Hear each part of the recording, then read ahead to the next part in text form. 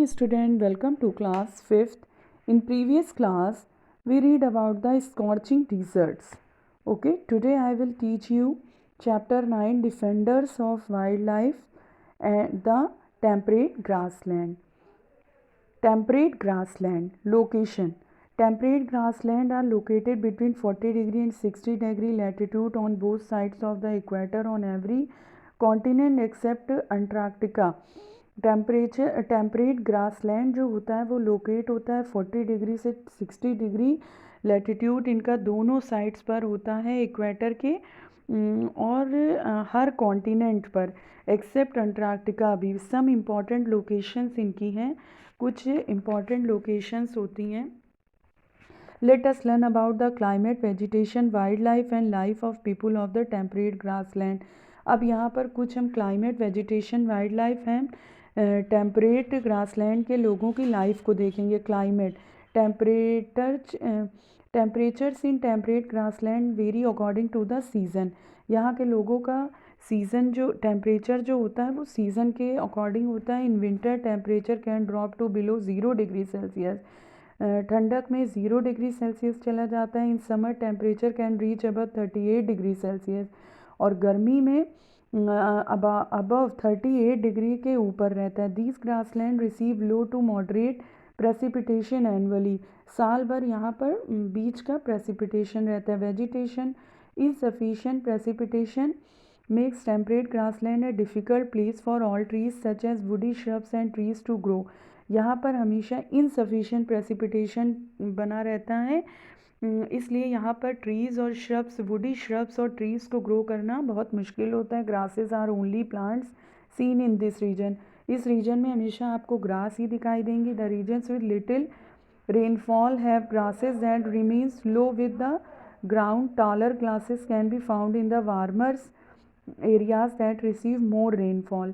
यहाँ की जो घास होती है, यहाँ बहुत कम रेनफॉल होती है, बारिश होती है, इसलिए यहाँ की जो घासें होती हैं वो बहुत छोटी होती हैं, और लंबी घासें वहाँ दिखाई देंगी गर्मी में जहाँ बहुत ज़्यादा बारिश होती है। Some example of the vegetation in the temperate grassland are buffalo grass, cacti, sagebrush, Johnson grass, sunflower and clovers. Wildlife, temperate grassland are home to many large herbivores such as bison, gazelles, zebras, rhinoceros and wild horses.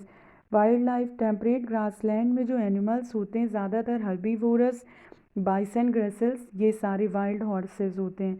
Carnivorous like lions and wolves are also found in the temperate grassland. Wolves और lions पाए जाते हैं। Small animals found here are deep prairies, dogs, mice, jack rabbits, skunks, coyotes, snakes, foxes, owl, badgers, black line, blackbirds, grasshoppers, meadow, sparrow, quails and hawks, ये सारे small animals यहाँ पर पाए जाते हैं। Life of people in prairies, यहाँ पे लोगों की ज़िंदगी कैसी। The people of prairies are hard working and have utilise the available natural resources. यहाँ के लोगों की लाइफ बहुत हार्ड होती है, वर्किंग बहुत ज़्यादा होती है, क्योंकि यहाँ के लोग नेचुरल रिसोर्सेज को ही ज़्यादा यूज़ करते हैं। The two most developed countries of this region are the USA and Canada.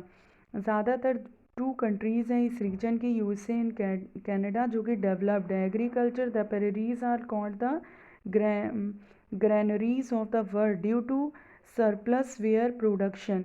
यहाँ एग्रीकल्चर में देखें तो यहाँ के पेरेरीज को हम ग्रैनियर्स ऑफ द वर्ल्ड कह सकते हैं, जो कि production, the fertile and scientific methods of cultivation and use of tractors, harvesters and combines have made North America and major producer of food grains. यहाँ पर फर्टाइल लैंड बहुत कम है, साइंटिफिक मेथड से कल्टीवेशन होता है, हार्वेस्टिंग होती है, tractors use होते हैं, and North America and major producer, इसके फूड ग्रेन्स के मेजर प्रोड्यूसर है North America.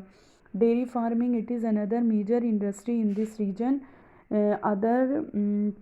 Another major industry इस रीजन में, due to grasses being available all the time and everywhere, rearing of cattle has become a natural choice of many people.